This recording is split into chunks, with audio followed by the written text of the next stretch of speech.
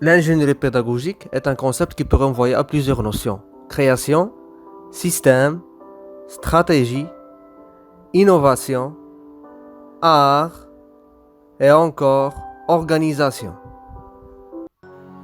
Mais qu'est-ce que l'ingénierie pédagogique exactement? Voyons tout d'abord la définition des termes qui la composent. Qu'est-ce que l'ingénierie? L'ingénierie est l'ensemble des activités nécessaires à la définition, la conception et la réalisation de projets centrés sur la conception et la production des structures. Qu'est-ce que la pédagogie? La pédagogie correspond à la scénarisation du contenu et à l'organisation de la transmission et de la construction du savoir.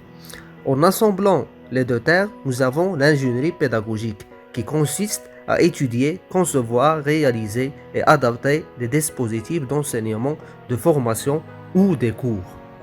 Il existe différents acteurs en ingénierie pédagogique. Parmi eux, on trouve l'ingénieur pédagogique, l'ingénieur de formation, le professeur, le formateur,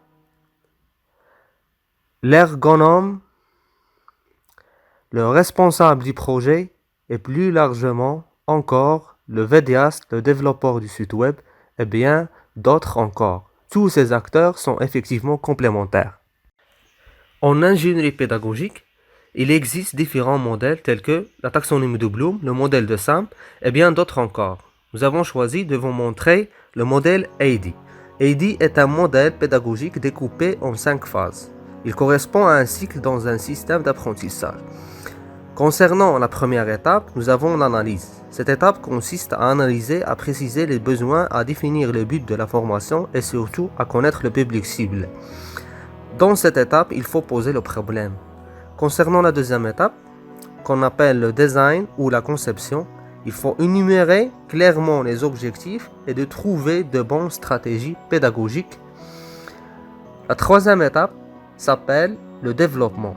Cette partie concerne la concrétisation du projet, l'élaboration du contenu, la mise en forme et la réalisation de la plateforme. La quatrième étape s'appelle l'implémentation. Il faut donc rendre le projet disponible et le poser en formation et sur long terme.